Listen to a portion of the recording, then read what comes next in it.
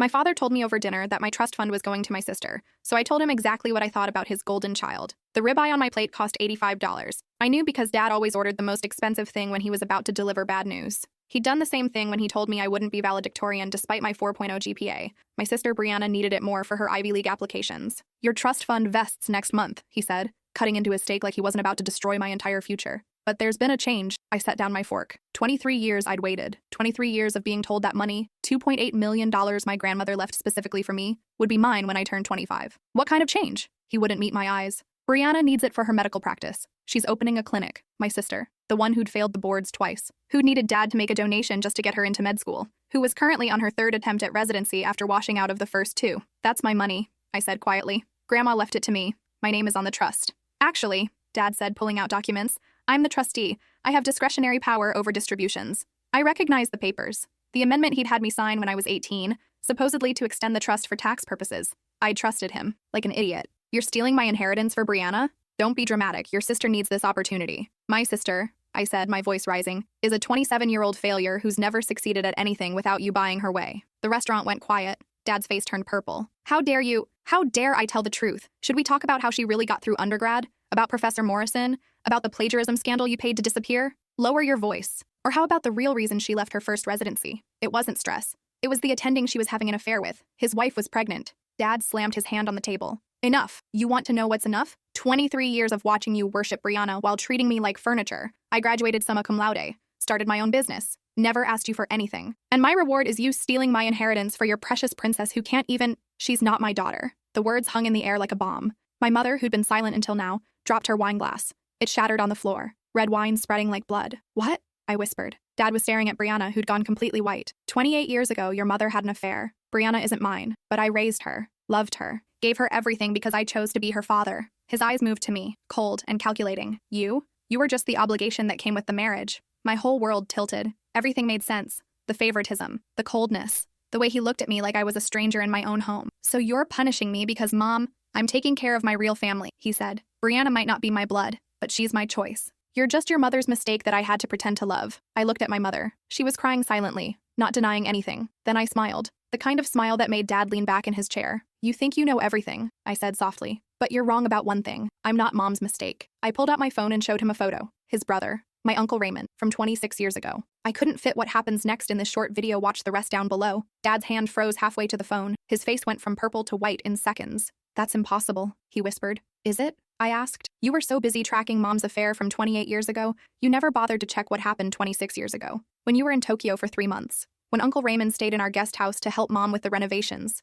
Brianna's mouth fell open. Mom stopped crying, staring at me in shock. You're lying, Dad said, but his voice cracked. Am I? Remember how you always said I had the Whitmore eyes? Your mother's eyes? Funny thing about genetics, I did a DNA test last year. Ancestry stuff, you know. But then I got curious about why my results showed such a strong match with someone named R. Whitmore. I pulled up the results on my phone. 50% match. That's not a cousin, Dad. That's a parent. The silence was deafening. Other diners were openly staring now, but I didn't care. When did you— Mom started. 6 months ago, I said. When you had that garden party and Dad made his little speech about family loyalty while announcing Brianna's third residency placement. The one he bought for $500,000. Dad was still staring at the DNA results. His hands were shaking. Uncle Raymond doesn't know, I continued. Yet, but I have his number. His wife's too. Catherine, right? The one who just had their 4th kid? I wonder how she'd feel knowing her husband has another daughter. You vindictive little— Dad started. Vindictive, I laughed. You just told me I'm not your daughter. You just admitted you've been punishing me my whole life for Mom's affair. But here's the thing. Brianna isn't yours and neither am I. The only difference is you chose to love her. Brianna finally found her voice.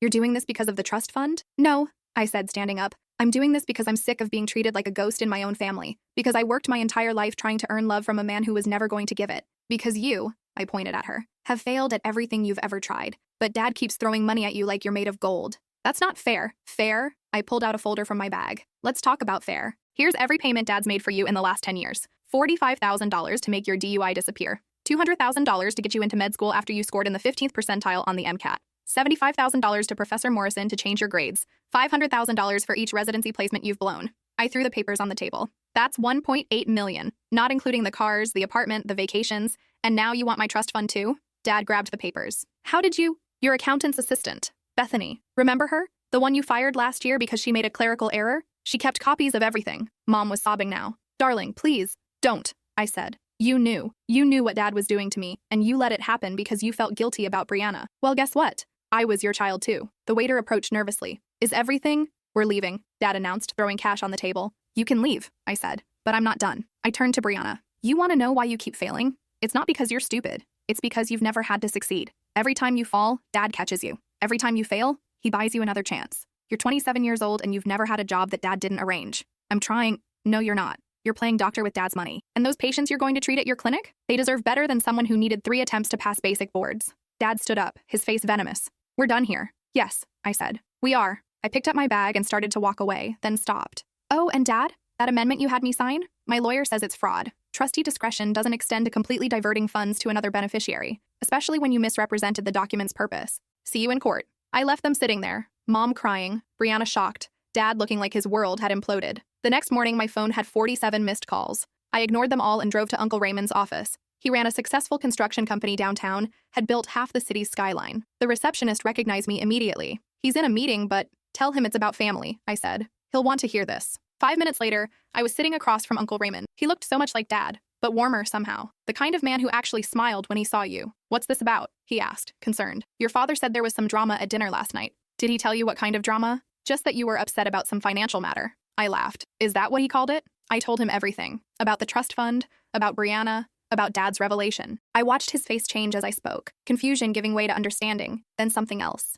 Something that looked like recognition. When I finished, he was quiet for a long moment. I always wondered, he said finally. You knew? Suspected? You started looking like my mother around age 10. Same nose, same way of tilting your head when you think. Your father noticed too. That's when he started pulling away from you. But you never said anything. What was I supposed to say? Accuse your mother without proof? Destroy my brother's marriage? Destroy you? So you just let Dad treat me like garbage? Raymond's face darkened. I didn't know it was that bad. He told me you were rebellious, difficult, that you rejected his attempts to connect. I was a straight A student. I never got in trouble. I spent my entire childhood trying to be perfect enough for him to love me. Jesus. He rubbed his face. I should have known. The way he talked about Brianna versus you. I thought it was just favorite child syndrome. It was worse than that. Raymond stood up and walked to his window, looking out at the city he'd helped build. Your mother and I, he started, then stopped. It was a mistake. Your father was gone for months, stressed about the Tokyo merger. Your mother was lonely. I was going through my own divorce. We were both drinking too much, and one night, I don't need the details. It only happened once. We agreed never to speak of it. When your mother found out she was pregnant, we both assumed it was your father's. The timing was close enough. But you wondered. Every birthday, every Christmas, every time I saw you achieve something amazing and watched your father dismiss it. I stood up to leave, but Raymond stopped me. What are you going to do? I don't know yet. I could take a DNA test, make it official. I thought about it. Would you want that? Your wife, your kids? Catherine knows, he said quietly. I told her years ago when we were in counseling. She said if you ever needed anything, to help you. That broke something in me. This man's wife, a stranger, had more compassion for me than my own parents. I'll think about it, I said. And the trust fund? I'm fighting for it. It's mine. Good. Your grandmother would be rolling in her grave if she knew what your father was trying to pull. He pulled out his checkbook. In the meantime? No, I said. I'm not taking money from you. It's not charity. It's 26 years of missed birthday presents. I almost laughed. That's a lot of presents. Then let me start with this. I have a friend, Judge Coleman. He specializes in trust litigation. Your father doesn't know they're friends. I'll make a call. Over the next week, my life exploded. Dad tried to freeze my credit cards, the ones he paid for. I'd anticipated that and had already withdrawn cash. He called my employer, trying to get me fired. My boss, who'd been screwed over by Dad in a business deal years ago, gave me a raise instead. Brianna showed up at my apartment, crying. You ruined everything, she said, mascara streaming down her face. The hospital withdrew their residency offer. They said there were inconsistencies in my application. You mean lies? I needed this chance. No, you wanted it. There's a difference. You've had every chance in the world, Brianna. You just kept failing. Because I'm not smart like you. You're not stupid. You're lazy. You've never had to work for anything because Dad always saved you. She glared at me through her tears. At least he loved me. Did he? Or did he love the idea of you? The daughter he chose versus the one he was stuck with? That made her pause. Think about it, I continued. Has Dad ever loved you for who you are? Or does he love that you need him, that you're helpless without him? You're not his daughter. You're his project. That's not... When's the last time he asked about your dreams? Your actual dreams? Not the ones he planned for you? She opened her mouth, then closed it. I never wanted to be a doctor, she admitted quietly. I wanted to be a teacher, elementary school. But Dad said it wasn't prestigious enough. So you spent 7 years failing at medical school instead. He said I just needed to try harder. And how's that working out? She sank onto my couch. I don't know how to do anything else. I don't know how to be anything else. You're 27. You could learn. With what money? Dad cut me off too. He says it's my fault you found out about everything. I sat down next to her. For the first time in our lives, we were in the same position. You know what the sick part is?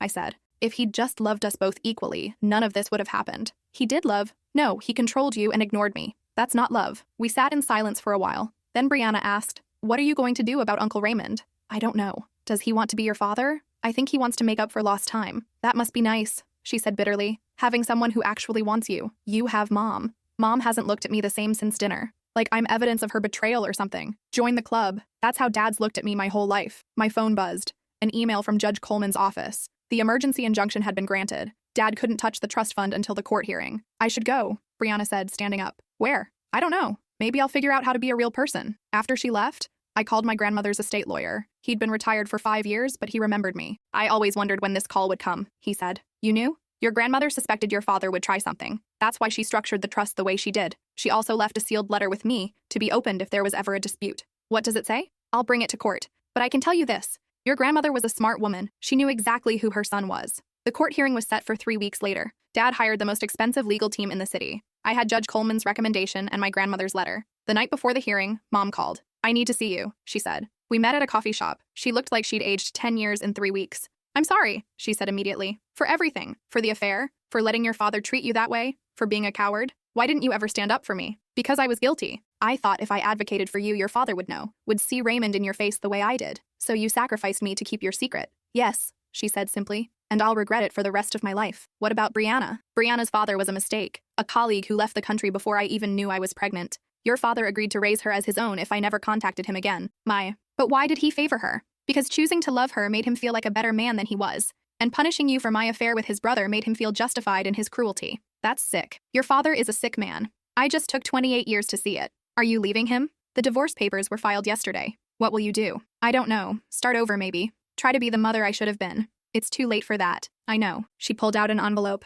"This is my grandmother's jewelry. The pieces your father didn't know about. They're worth about $200,000. They're yours. I don't want— Please, let me do this one thing right." I took the envelope. The day of the hearing, the courtroom was packed. Apparently, Dad had tried to keep it quiet. But someone, definitely not me, had leaked it to the business journals. The fall of William Whitmore was too juicy to ignore. Dad sat with his legal team, looking confident. He'd always won in court before. Brianna sat in the back, alone. Mom sat on my side. Uncle Raymond sat behind me with Catherine. Judge Harrison, not Coleman, who'd recused himself, reviewed the case. "This is a matter of trustee discretion versus beneficiary rights," she began. "Mr. Whitmore, you claim the discretion to redirect trust funds for the family's benefit. Ms. Whitmore, you claim this constitutes fraud." Dad's lawyer stood up. "Your Honor, the trust document clearly states—" "I've read the document," Judge Harrison interrupted. "I've also read the amendment Ms. Whitmore signed at 18. Mr. Whitmore, did you inform your daughter that this amendment would allow you to divert her entire inheritance?" "The amendment was for tax purposes." "That's not what I asked. Did you inform her of all possible implications?" Dad hesitated. "The language was clear. The language was deliberately obscured," my lawyer interrupted.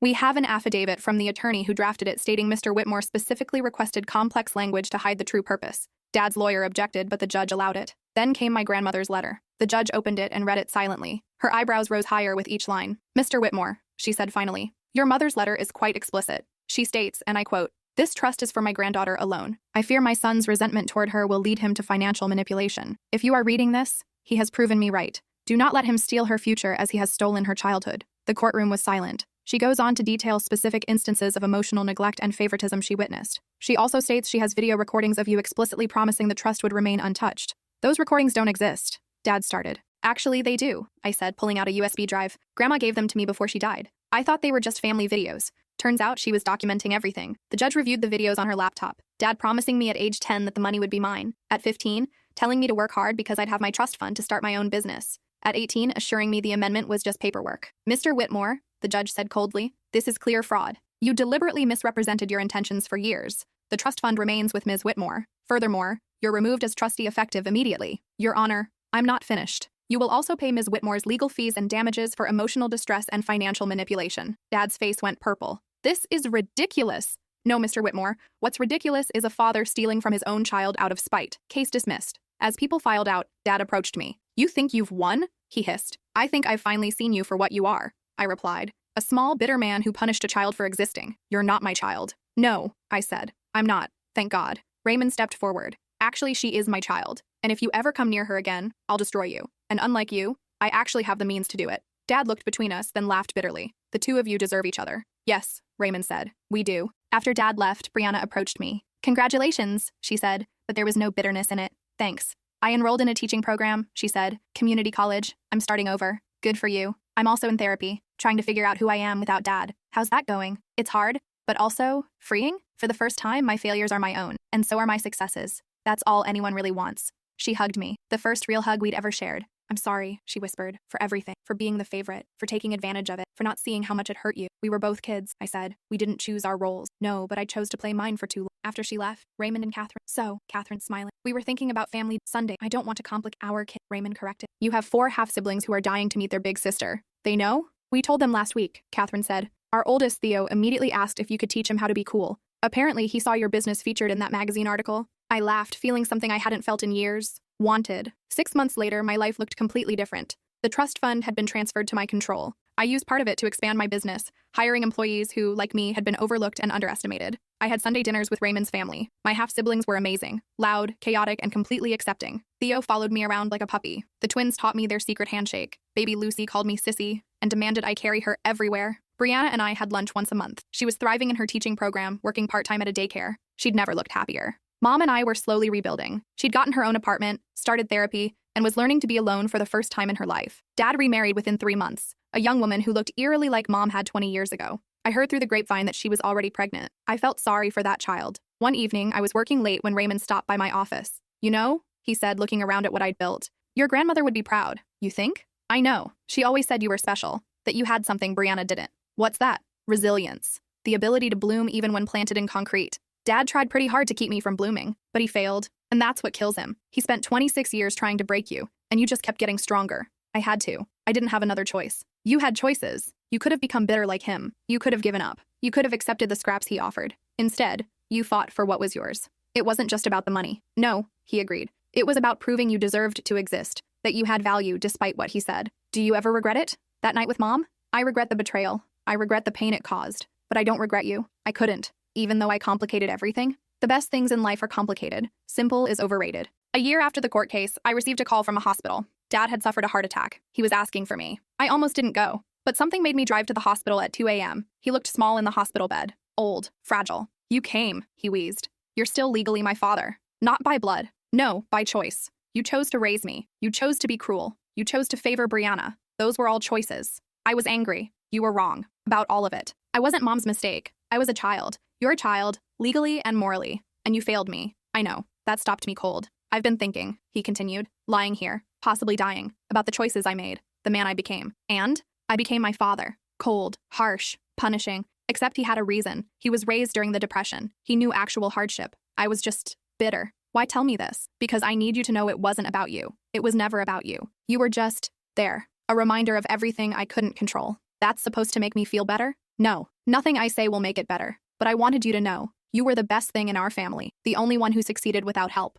the only one who became something real. Brianna's becoming something real too, because you freed her. From me, he coughed, wincing. I destroyed everything I touched, except you. You were too strong. I wasn't strong, I was desperate. Same thing sometimes. A nurse came in to check his monitors. When she left, he said, I changed my will. I don't want your money. Not money. The house. Your grandmother's house. The one she grew up in. I've been renting it out, but it's yours. She'd want you to have it. Why? Because it's the only thing I haven't ruined, and maybe you can make it something good again. He survived the heart attack, but never fully recovered. He lived another 6 months, alone, except for the new wife who left him the moment his money ran out. Turned out he'd been leveraging everything for bad investments. Brianna and I went to his funeral together. The church was nearly empty. A few business associates, some distant relatives. Mom didn't come. Raymond stood in the back, there for me, not him. The priest talked about forgiveness and redemption, about complicated families and second chances. I thought about the little girl who'd spent years trying to earn her father's love, the teenager who'd cried herself to sleep wondering what she'd done wrong, the young woman who'd had to fight for what was rightfully hers. And then I thought about who I'd become. Not in spite of him,